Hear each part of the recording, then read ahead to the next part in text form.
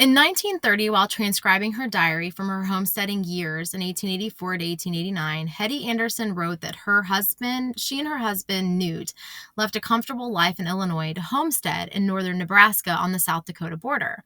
Newt's interest was piqued with the many advertisements that encouraged young families to move west, like the one that you see here from the New York Times.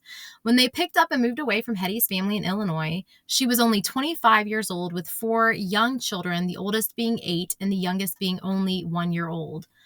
Although she does not specify, it does seem that the family used the Homestead Act of 1862 to claim their land, because she mentions a 6-month grace period given to settle their claim before having to establish their homestead, something that the Homestead Act allowed. They also settled about 15 miles away from the nearest railroad, maybe indicating that this was not railroad land. Newt went ahead of the rest of his family in May of 1884 to prepare their one-room home. Unlike other settlers, he didn't have to dig his home into the ground or use sod because he was gifted wood to allow him to build his family a wood home. As with most homesteaders, even though he only had to pay a $10 filing fee, he did require a loan from his former boss and very good friend, Mr. Wren, to purchase some farming necessities. The railroad also proved really important in their decision to move because it allowed for them to bring not only these new farming materials, but also their household goods and later Hettie and the children to the new claim in August of the same year. The Andersons' choice to move in may have seemed practical in setting up their home, but it meant that they were not able to plant any crops. And as David Danborn stated in his book, they had all of the expenses of owning their new farm, but no profits in that first year, leading to more debt in the following year. Hettie was incredibly optimistic about their homesteading chances in the early years. She even wrote poems that were published in her local paper to counter the pessimistic articles from other homesteaders.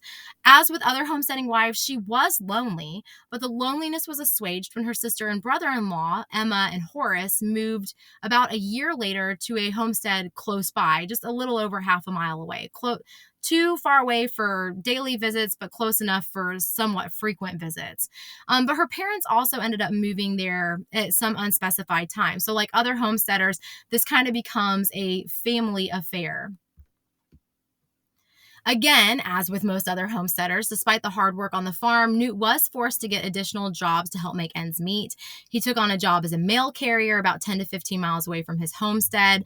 And then once the family lost their mule in some way, he ended up having to work for another homesteader in order to get the use of that homesteader's team. I'm not really sure what happened to his team that he brought with him. But this, along with working on his own farm, was very taxing for Newt. And then on top of that, in their very first winter in January of 1885, they lost a calf. And at that point, they really learned the hardships of a northern Nebraska winter. And despite being from Illinois, the winters did come as a shock to the family. As Hettie wrote, "I had no idea after our late and lovely fall, we should have such a winter." They experienced a whiteout blizzard that was timed just right for her children to be home instead of walking back from their grandparents. And they also learned, as other homesteaders did, the importance of tying a rope from your home to your barn to ensure that you would not get lost in the blizzards, as you can see happened in the article that's here in this newspaper.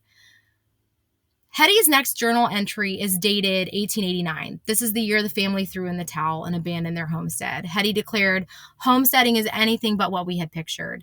We were not prepared for the trying experiences of these years of unrequited toil too great. Not 1 year have we succeeded in making a living off of our place. We've gone deeper into debt every year, and until now, only the good Lord knows whether we're going to get out." The optimism of those earlier years had now turned to pessimism as the family accrued more debt without having any success. And as the prairie lands entered into the Depression years, Newt was no longer able to find work to supply the family with the money for the necessities that they needed and to pay off their debt. The general decline in crop prices in the late 1880s destroyed all hope, because even when Newt finally had a successful corn crop, he only received 20 cents a bushel.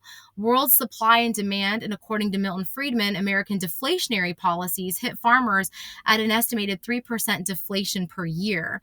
And while Hettie doesn't mention that in her diaries, it's likely part of the reason that they quit their homestead. The declines and deprivations became too much. As many did in 1889, the Andersons proved up their claim. They mortgaged it to raise $600 from speculators from which Newt then bought some supplies and was able to pay back some of his loans to his old friend, Mr. Wren. At that point, Mr. Wren actually offered to take over their claim and the payments on the mortgage so that they could leave debt-free, and they gladly accepted. They relinquished their claim to their old friend, as others had done, and they weren't the only ones to leave. Hettie's brother-in-law and sister left a year before, and her parents left shortly after they did.